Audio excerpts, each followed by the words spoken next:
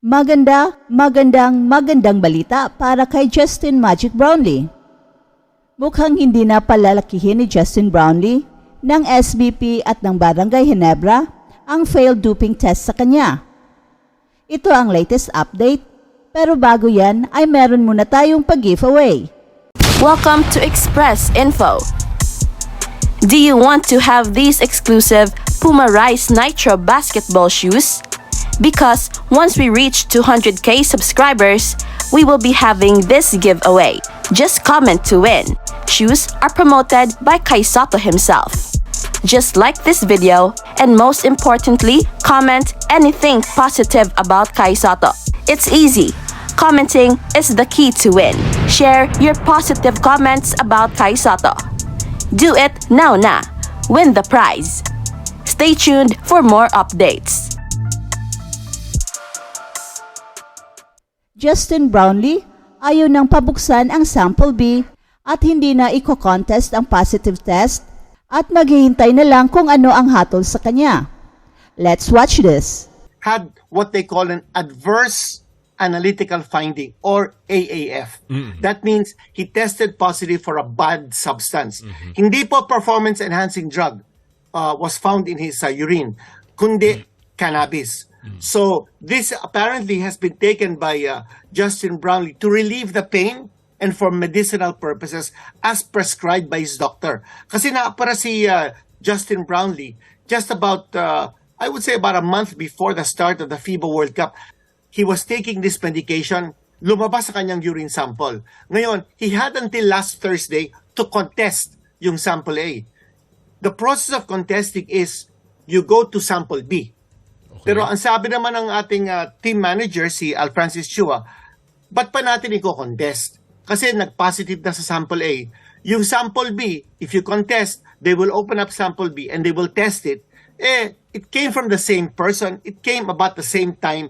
It was extracted from the same urine. So, ang sabi nila, let's not contest it because if you contest it, baka hindi maganda ang dating sa mga doping authorities para kine-question natin yung credibility ng kanilang testing devices. So, what has happened here is from an adverse analytical finding or AAF, this will become an anti-doping rule violation, which is called AARV.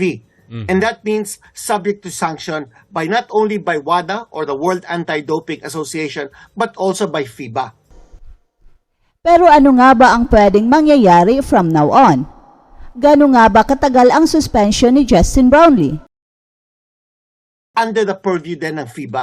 All right. So when it comes to doping, especially since it's a very sensitive matter, they will go to the International Federation for proper sanctioning. Okay. Now, Good. ang SPP has already studied what are the possible penalties that nga. could be given. Assuming that hindi na natin i-contest, and it looks like we will not contest. Okay. That has been the decision. So, there has been a case where an NBA player playing in an international competition was found positive for cannabis. He was given 3-month suspension. Okay. Okay. There was another athlete, not related to basketball necessarily, who also tested positive for cannabis, but was able to provide a medical prescription from the doctors, saying that kailangan niyang gumamit ng cannabis for medicinal purposes. That suspension was only for 1 month. Wow. So, ang tinitignan natin dito, anywhere between 1 to 3 months ang suspension. But I don't think we should disrespect FIBA. I don't think we should contest this vehemently. I think we should just accept what has been the situation and also provide the medical prescription ng doktor to be able to comply with this kind of process ng FIBA. So, we're always hoping Well, ito ang magandang balita. Natiyak magugulat na naman ang China dahil kung ganon ay 1 buwan lang masuspend si Justin Brownlee and that means balik Gilas si Brownlee at balik Ginebra pa. Now, here's something that I mentioned to Gov. Al Francis Chua, that in some cases, FIBA, in giving the suspension, they will look at the point of extraction of the urine sample as the point where they will determine the number of days for suspension. Reckoning point. Yes, oo. So, Pom, I'm very, very hopeful, if not optimistic, no, that if the ruling is, let's say, 1 month suspension, if you go back to October 7, matatapos yung suspension November 7. Halos Ang kakabukas lang ng PBA. Yes, ang umpisa ng PBA is November 5. So, I mean, that is probably the most that we can hope for. That number one, it will be a 1 month suspension. And number two, that the recording period can be at the point of extraction of the urine sample. And there is still a possibility na makapaglaro si Brownlee sa Gilas para sa Olympic qualifying tournament para sa Paris Olympics. Pero in the event na tatagal ang suspension ni Brownlee, ay meron nang nakikitang pamalit ang Ginebra, isang balik import sa PBA at ang first letter ng kanyang last name ay B. Okay, may balita ako that Barangay Ginebra has already zeroed in on a possible interim import. They have asked, however, that the name will not be disclosed at this point. Pero siguro pwede kong sabihin some hints, no, about this possible pwede mga import. initials, pwede dyan? Siguro sasabihin natin yung last name, first initial is also the same as Brownlee. B. Okay. Number din. 2, naglaro na yan sa PBA. So sino kaya ito? Si Bachman kaya? Si Bowles kaya? Or si Blakely?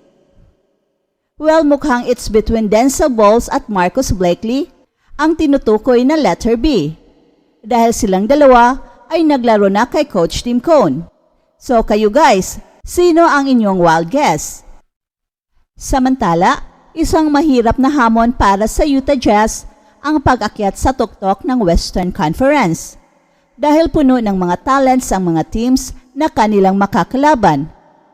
Noong nakaraang season, ang Utah Jazz ay hindi nakapasok sa playoffs.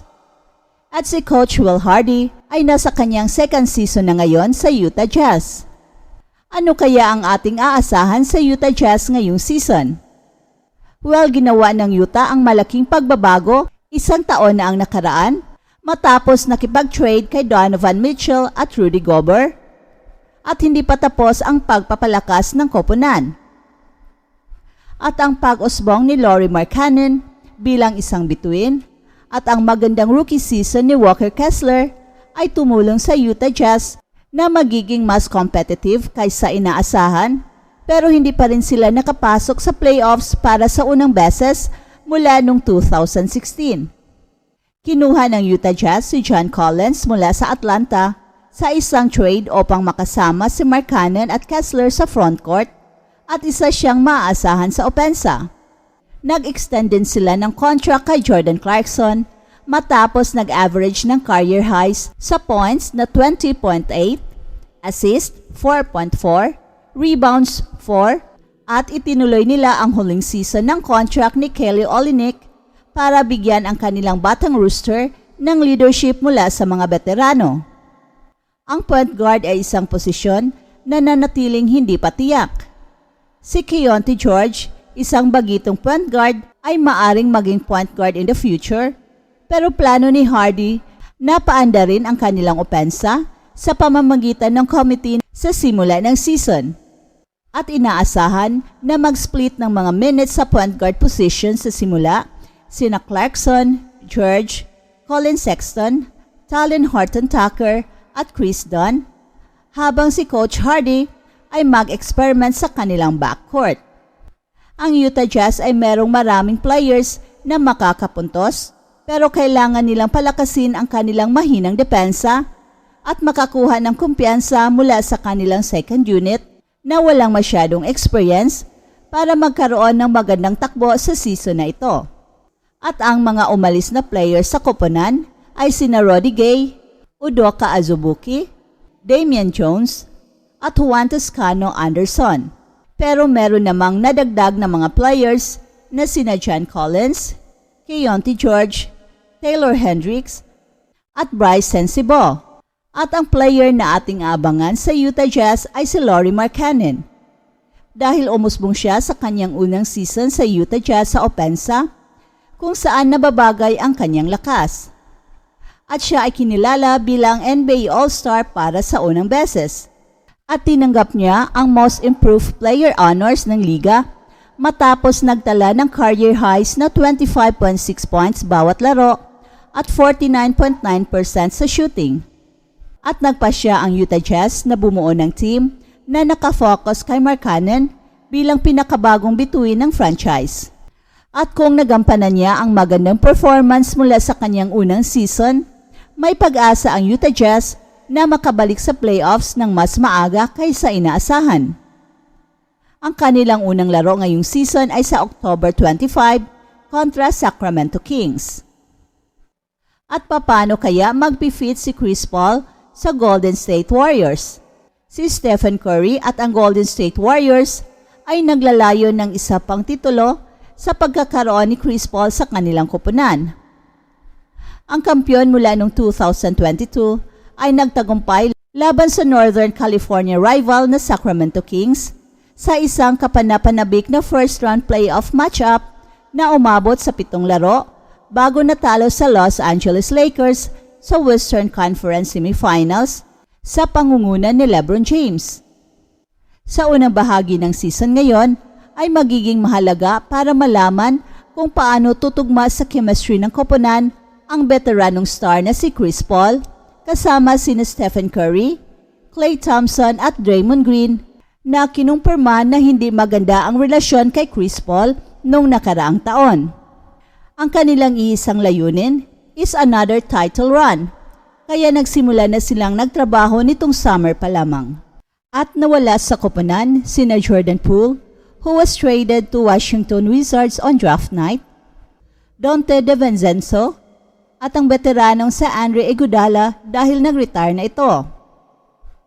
Pero meron namang mga dagdag na players ang koponan na sina Chris Paul came to the Warriors in the deal from the Washington Wizards, Rudy Gay, Darius Saric, at ang mga rookies na sina Brandon Podziemski at Kendrick Davis. That's it for now, guys. Pero bago kami magtatapos, ay huwag kalimutan na huwag magpahuli sa mga pinakabago mga kwento at balita ng kasiyahan at tagumpay.